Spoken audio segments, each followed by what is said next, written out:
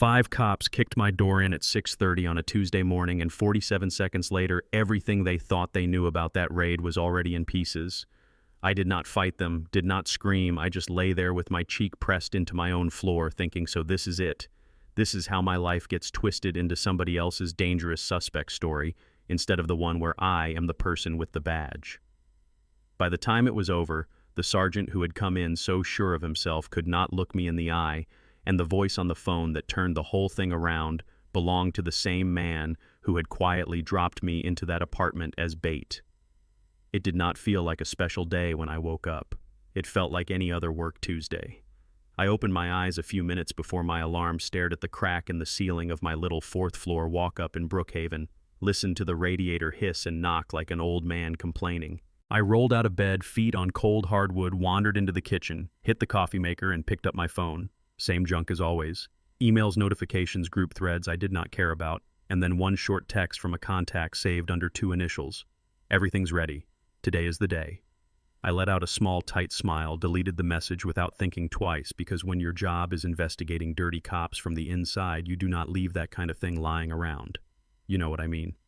My place was simple and controlled because I am simple and controlled when I have to be family pictures lined up on a shelf, degrees on the wall, one stubborn plant in the window, and on the desk a worn black leather briefcase with a combination lock. From outside, it probably just looked like a bag. In reality, it was federal property in the quiet center of a 4-year internal integrity case that had already made a few people very nervous. I took my coffee to the window like I always do and checked the street. Same minivan, same little car with the cracked taillight, my neighbor dragging his golden retriever along the sidewalk. Normal. Then I saw it. A black SUV by the hydrant, too clean, too still, dark tint engine, just humming. After you do this work long enough, your gut learns to speak before your brain finishes its coffee, and mine said they are here.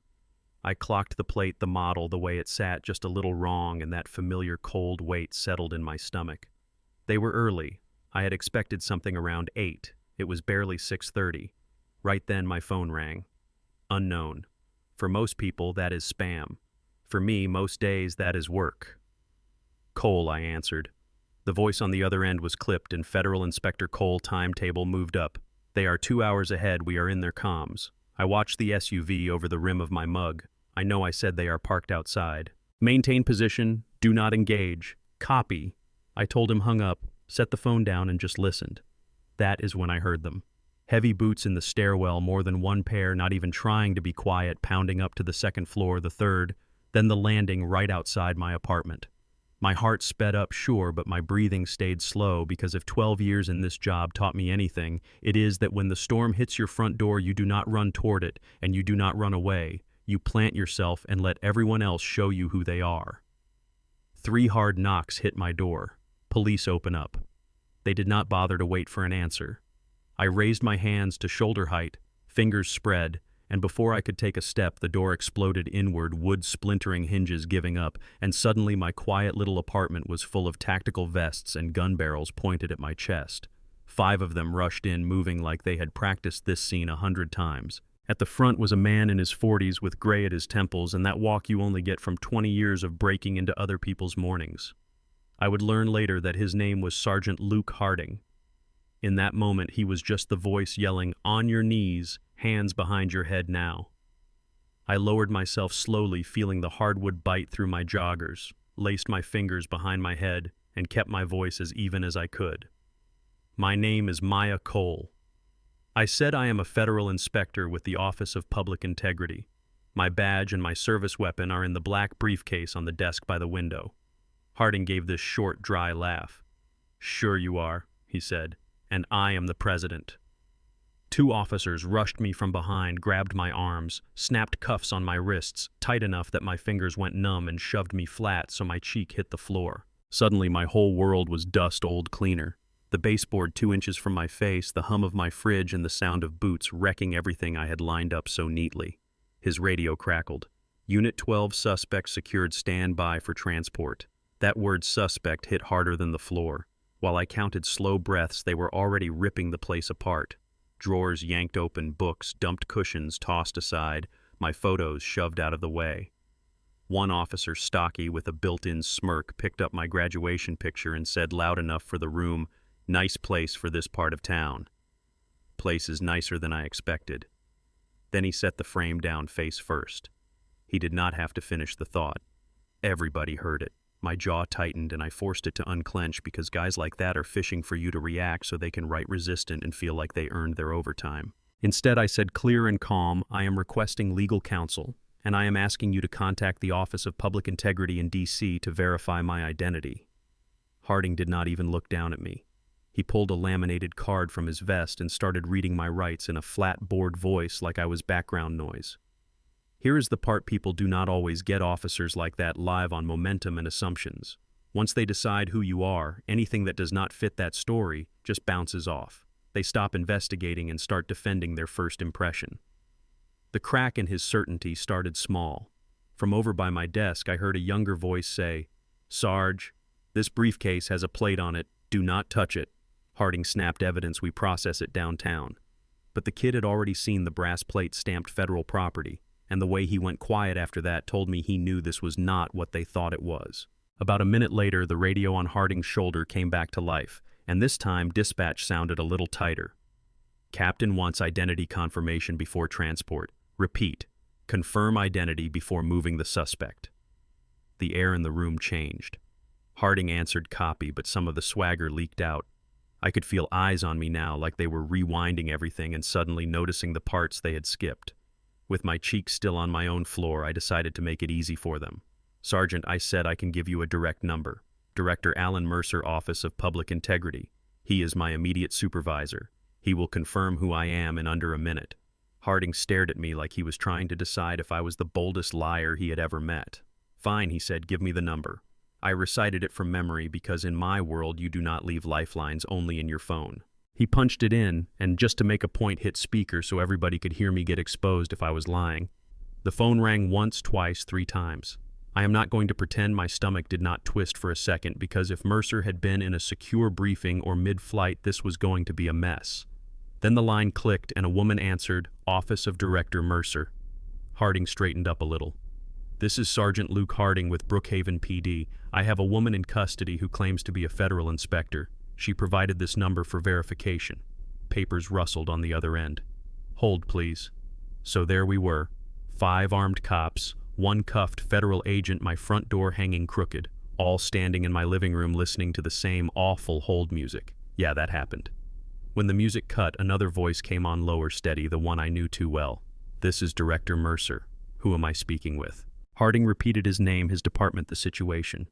When he finished, there was a pause long enough for me to count my own heartbeat. "Describe her," Mercer said. Harding cleared his throat. "Black female, mid-30s, casual clothes, says her name is Maya Cole." The silence after that was heavy. Then Mercer spoke again, and every word landed like a hammer. "Sergeant Harding, you are currently detaining one of my senior investigators. Inspector Cole is lead on a classified internal integrity operation that involves your department. You will not move her. You will not transport her. You will not touch her again. I will be at that location in 15 minutes. Do you understand?" Harding went pale. "Why?" "Yes, sir," he managed, and the call ended. Before he dropped the phone, I caught the timer on the screen. 47 seconds.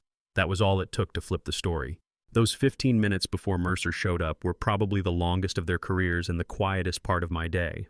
I lay there feeling the floor warm under my cheek, listening to the radiator tick while the 5 men who had crashed into my home like they owned it suddenly did not know where to stand. The smirking officer paced and muttered, "If she is really fed, we are finished." Nobody argued with him. The younger one wryly shifted from foot to foot until he finally said, soft but clear, "Sarge, maybe we should take the cuffs off. She is clearly not a threat." Harding snapped back to what he thought he had left. "Nobody touches anything until the director gets here. We follow procedure." And I almost laughed because now he wanted to talk about procedure. Then we heard another set of footsteps, not chaotic this time, just steady, controlled, and the broken door moved again as someone pushed it wider. Alan Mercer walked in. Like gravity worked for him. Dark suit, gray hair at the temples, badge on his belt, 4 agents in plain clothes behind him who automatically covered the exits. His eyes swept the room once and locked on me. "Inspector Cole," he said, "are you hurt?" "Just uncomfortable, sir," I answered. He nodded, turned to Harding and said, "Remove the restraints. No speech, no shouting, just that." Harding's hands shook as he fumbled for the key, but he got the cuffs off. The metal fell away, blood rushed back into my fingers, and I pushed myself up first to my knees, then to my feet. I did not make a speech. I did not puff my chest. I just stood up in my own living room, and you could feel the power in the room shift with that simple movement. Mercer stepped beside me, then looked at Harding like a man examining bad evidence. "Sergeant," he said, "do you have any idea who you just kicked a door on?" Harding grabbed the only shield he thought he had left. We had a warrant. Address matched. We executed. We followed procedure. Mercer cut him off with one small motion of his hand. "Inspector Cole has spent the last 4 years investigating corruption inside multiple departments, including yours.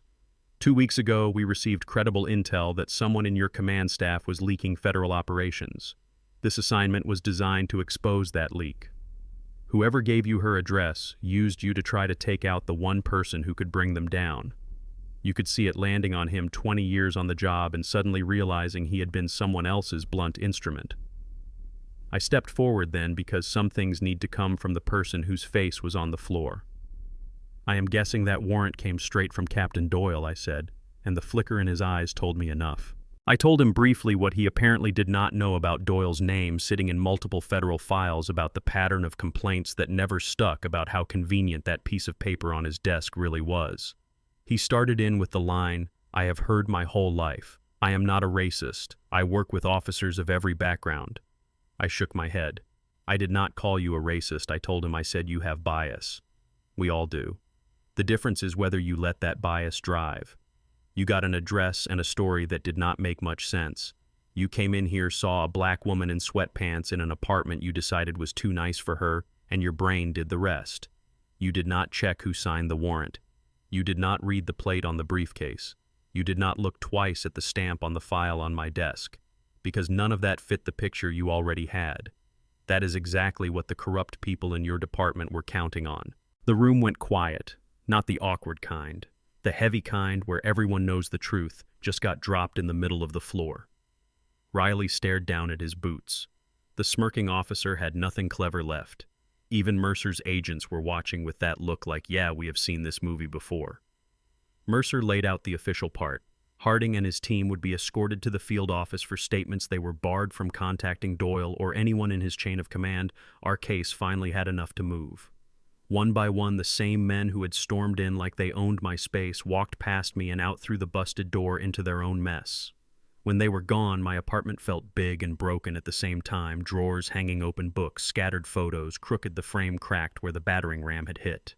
Mercer asked if I was all right. I thought about the academy security guard who once told me I did not look like I worked there while I was holding my certificate, about the neighbor who called the cops the day I moved in because he did not think someone like me could afford the rent, about all the times I had to prove I belonged in rooms I had already earned, and I said I am used to it. And that is the problem. A week later, Captain Doyle's face was on the news next to the word corruption. Harding was at home on suspension, staring at a letter that might end his career. Riley was back in uniform, looking in the mirror and deciding what kind of cop he wanted to be now that the blinders were off. Me. I was on the 6th floor of the federal building, closing that file, opening another, because for me, justice is not one big showdown. It is a long string of mornings where you keep showing up anyway. So now that you have walked through that Tuesday with me, I want to hear from you. Do you think Harding was just following orders like he will probably tell himself, or was he hiding behind that so he would not have to look at his own blind spots? Have you seen someone get treated like a suspect just because of how they look, where they live, what box they get put in on site? Maybe that person was you. Drop your thoughts in the comments. Tell me where you are watching from. Tell me if you think 47 seconds on a phone should be the difference between getting dragged out of your home and getting your cuffs taken off, and if you have your own story of being judged wrong before anyone even knew your name, share it. I read more of those than you might think, and way too many of them sound a lot like mine.